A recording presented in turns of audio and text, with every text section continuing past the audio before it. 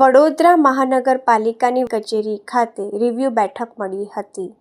આ રિવ્યૂ બેઠકમાં તમામ ઝોનના અધિકારીઓ સાથે બેઠક મળી હતી. ખાસ કરીને વોટર લોગિંગના પર ધ્યાન આપવામાં આવ્યું છે. જે વિસ્તારોમાં પાણી ભરાય છે તેને ડ્રેનેજને સાફ સફાઈ સાથે સાથે તમામ અધિકારીઓને ફિલ્ડમાં રહેવા માટેનું સૂચન આપવામાં આવ્યા છે. જ્યારે વરસાદના સમયમાં પણ રેનકોટ પહેરીને પણ ફિલ્ડમાં રહેવું પડશે તેવું સૂચન આપવામાં આવ્યું છે. સાથે સાથે વડોદરા મહાનગરપાલિકાના વિવિધ વિભાગોમાં પાન પડીકી ખાઈને પિચકારી મારે ના તે માટે પણ કડક સૂચન આપવામાં આવ્યું છે. તથા ચારેય ઝોનમાં તમામ વસ્તુઓ રિપેરિંગ કરવામાં આવે તેવું સૂચન કરવામાં આવ્યું છે. તથા તમામ ઓફિસોમાં પણ સ્વચ્છતા જળવાઈ રહે તેવા સૂચનો આપવામાં આવ્યા હતા.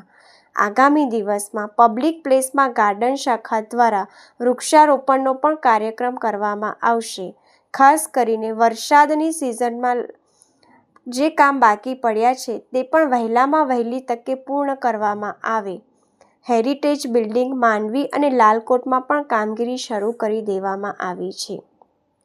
સાથે સાથે વડોદરા શહેરમાં વિવિધ વિસ્તારોમાં પીવાના પાણીની સમસ્યા ઊભી થઈ છે તે પણ વહેલામાં વહેલી તકે પૂર્ણ કરવામાં આવે તેવા સૂચન કરવામાં આવ્યા હતા.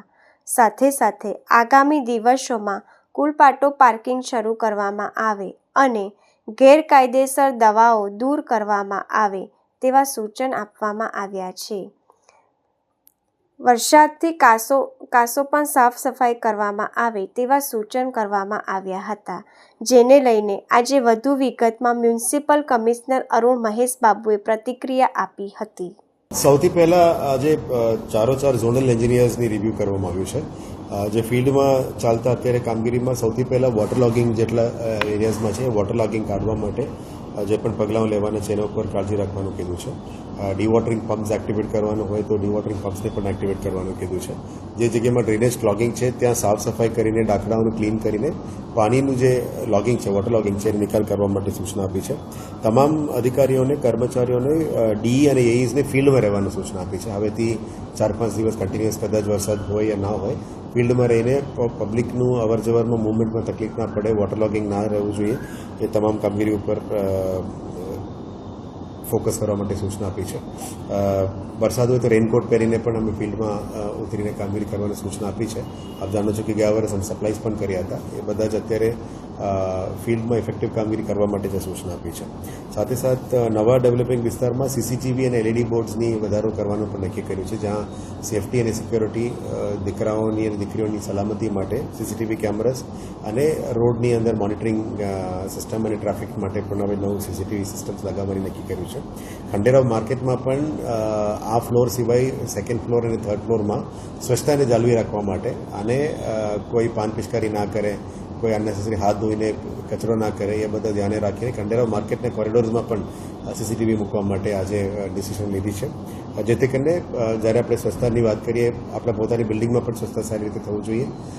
હોસ્પિટલ સ્કૂલ્સ આંગણવાડીમાં ખાસ કરીને અત્યારે નમો સ્વચ્છતા કેમ્પેન પણ ચાલી રહ્યા છે. જેથી કરીને ત્યાંના ફેન ડોર વિન્ડોઝ આ બધાની જે પણ રિપેર કરવાનું છે એ લિસ્ટ પણ અમે આંગણવાડીઝ અને હોસ્પિટલથી લઈ લીધા છે સ્કૂલમાંથી પણ લઈ લીધા છે.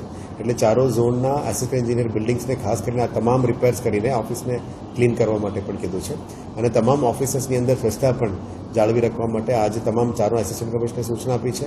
જેથી કરીને કોઈ બોર્ડ ઓફિસમાં આવે અરજદાર આવે અથવા આપણા કર્મચારીઓ પણ કોઈ પણ ઓફિસમાં ગંદકી ના ફેલાવે એના માટે ખાસ કાળજી રાખવાનું કીધું છે. હવેથી ગાર્ડન પ્લાન્ટેશન્સ પણ અમે મોટાભાગમાં કરવાનું શરૂ થઈ ગયા છે. હવે શહેરમાં મોટા જગ્યામાં ward offices zonal offices public interaction spaces જેથી કરીને મોલ્સ છે પ્રાઇવેટ મોલ્સ છે રેલવે સ્ટેશન છે બસ સ્ટેશન છે મોટાભાગમાં પબ્લિક ઇન્ટરેક્શન થતું હોય આવા જગ્યામાં ફ્રી રોપા વિતરણ માટે પણ અમે પ્લાનિંગ કરી છે. જેથી કરીને બીએમસીની કેનપી મૂકીને રોપા વિતરણ પબ્લિક માટે કરવાનું પણ સૂચના આપી છે.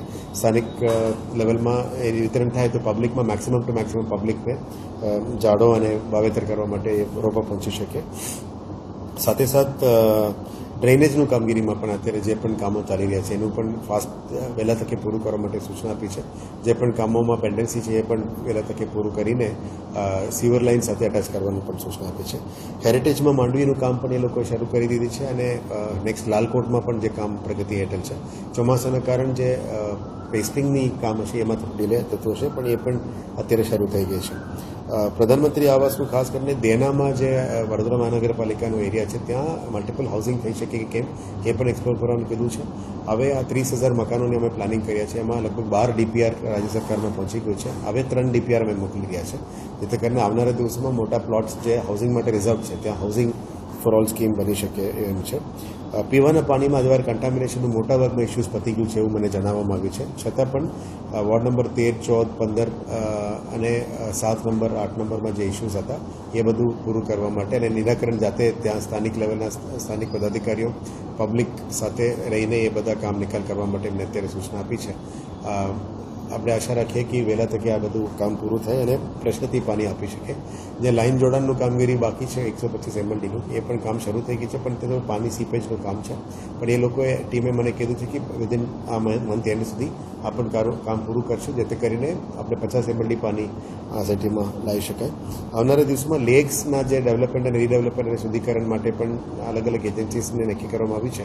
એના દ્વારા લેક રીડેવલપમેન્ટનું પણ કામગીરી પ્રગતિ હેઠળ છે ફ્યુચરિસ્ટિકમાં.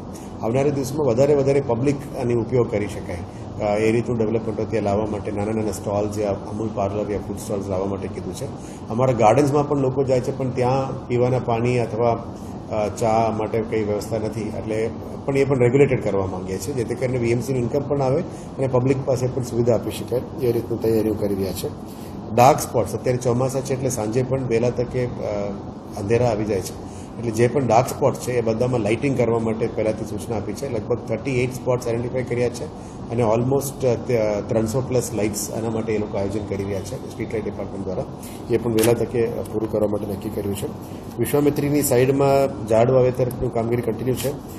સિટીની અંદર પણ મલ્ટિપલ સ્પોટ્સમાં જે દબાણો છે આ દબાણો બધું દૂર કરીને મિયાવાકી ફોરેસ્ટ અથવા ગાર્ડન્સ કરીને સિટીમાં ગ્રીનરી વધારવા માટે અત્યારનો સમય છે એ કરવાનું પ્લાનિંગ કર્યું છે.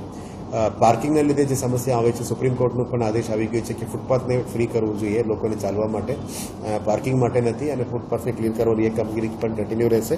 અને ત્યાં આડેધડ પાર્કિંગ ના થાય એના માટે બોલીવાર્ડ્સ પર લગાવવાનું કામગીરી પ્રગતિ હેઠળ છે. આવનારા દિવસોમાં ટેન્ડરિંગ કરીને આખા સિટી માટે ARC કરીશું. અને જે રીતનું પેડેસ્ટ્રીયન ક્રોસિંગ્સ અને ટ્રાફિક્સ માટે પણ જે વ્હાઇટ પેઇન્ટ માર્કિંગ્સ છે એને પણ વધારે ફાસ્ટ કરવા માટે કીધું છે.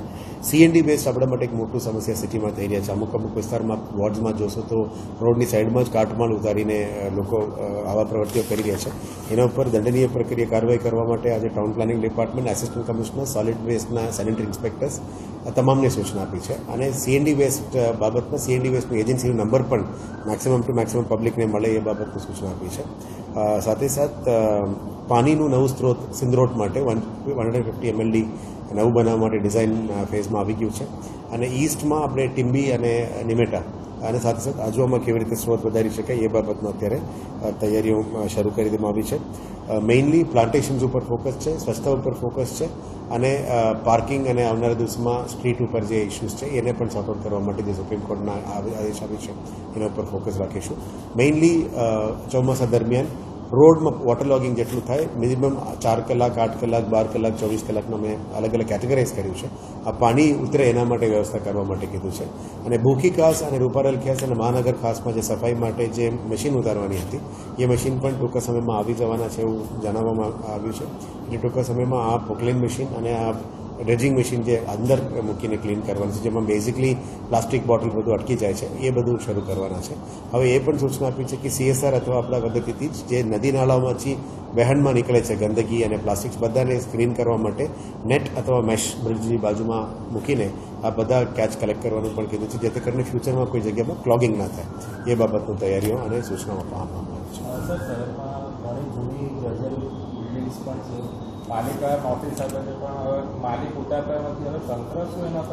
ડિલેપિડેટેડ બિલ્ડિંગ્સ માટે જે ડિઝાસ્ટર મેનેજમેન્ટ અંતર્ગત અમે લગભગ 1800+ બિલ્ડિંગ્સ અમે આઈડેન્ટિફાઈ કર્યા.